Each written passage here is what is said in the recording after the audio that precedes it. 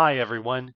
If you're a special educator and you're juggling 10,000 things at once, like IEPs, IEP meetings, student testing, scheduling IEP meetings, emails, behavior plans, talking to parents, and you'd like to keep some of your sanity, this video is for you. I'm Mr. Hall, and I'm a special education teacher and a proud spreadsheet nerd. And today I'm going to walk you through the Google Sheets tool that I use to manage my entire IEP caseload without losing my mind, or at least most of it, and definitely without missing a deadline. I tried to design the system so easy to use that your Monday muddled brain or Friday get me out of here brain are able to take a quick glance and see what you've got coming up, what you've got done, and what you have left to do. We're going to start here with the public IEP tracker. You can find a link to it right below in the description where you can bring up and make your own copy. It'll first come up and it will ask you to make a copy before you're able to do anything else. Once that's done, you'll be presented with my list of characters from various TV shows. These are not real people, they're fictional characters. Don't worry, I'm not stupid enough to violate privacy laws and give you my students' names. So we're going to go ahead and just walk through this. The first thing we have is we have the students and their names. The second is when their IEP is due. And one thing that this spreadsheet in the production version that it'll send out will do is it'll actually start to highlight different colors as different time frames start to come. So if it's blank, it means that you don't have to worry about it yet. If it's green, well, you are within 30 to 15 days. If it turns yellow, you're within 6 to 15 days. If it turns blue, you're at, or excuse me, if it turns red, you're at 5 days or less. So that kind of gets you a quick visual of where you are. The next thing is the 45-day column. This is 45 calendar days from when the IEP is scheduled, or excuse me, is when it's due. So this tells you that, okay, I've got this IEP coming up, and we're going to pretend that Tom Paris is coming up on 5/10 of 2025, which at this point um, is just around the corner, about a month. This is a pre-production version of the spreadsheet, so this doesn't work, but it will on the ones you're looking at. So once I know that I have to do his, I'm going to go ahead and change this to in process because I've started on him. I'm going to come over here and I'm going to copy his name. And I'm going to go down to where it says template. You click on template. This is going to give you your master template. It's very important that you don't delete this one. If you do, you just have to rebuild it. But don't delete it. Come over here and click to duplicate. When you duplicate, it's going to give you a copy of template. Double click there, paste that name, hit enter, and now you've got a tab for Tom.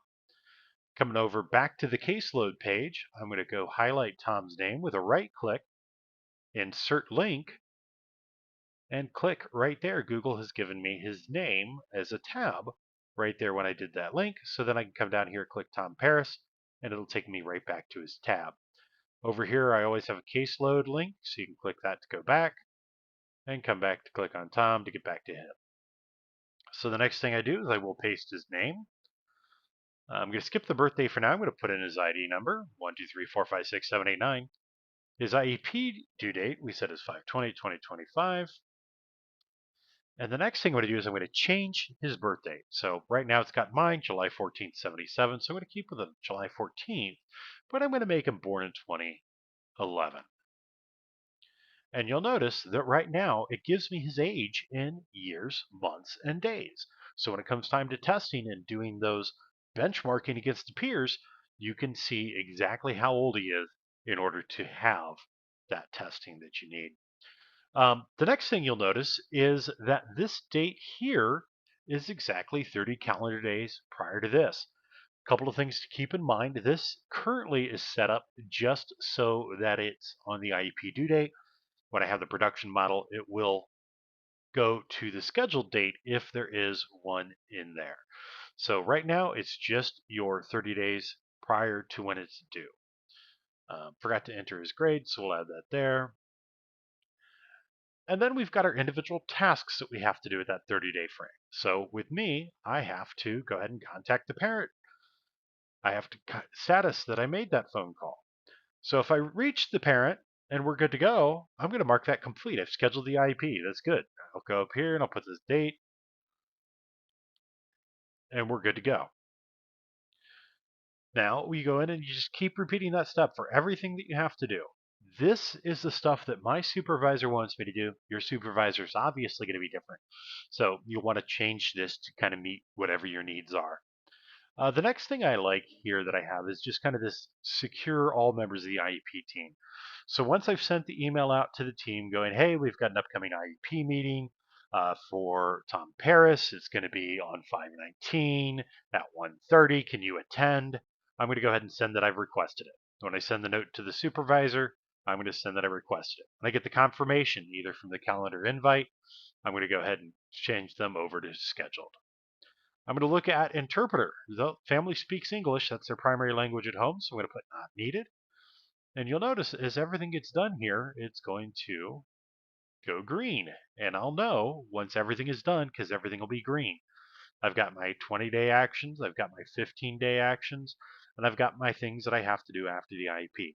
It's all here to keep you sane, or at least a little less crazy. So once I've gotten Tom Paris, I've scheduled him for 5/19. We've had our meeting, everything's good, and we are golden. I will then switch him to complete and know that I don't have to worry about that anymore. Bonus, if you're a Clark County School District teacher, I do have linked over here the CCSD Look For tools, which are what you need to do in order to make sure you're compliant with CCSD policies when you're writing your IEPs out. If you find yourself using this form, shoot me an email. Leave a comment, leave a like, subscribe. Um, Let me know where you are, what grades you're teaching, what levels you're teaching, so that I can kind of keep track and see if this is actually useful for people. Like and subscribe. I've got more content coming up. I'm going to be delving deep into using AI as a teacher and using AI as a special education teacher. A lot of good things that it has available for us. So we're going to delve into that in this channel. Have yourself a great remainder of your day, a great remainder of your school year. Remember, take care of yourself first because you can't pour from an empty vessel.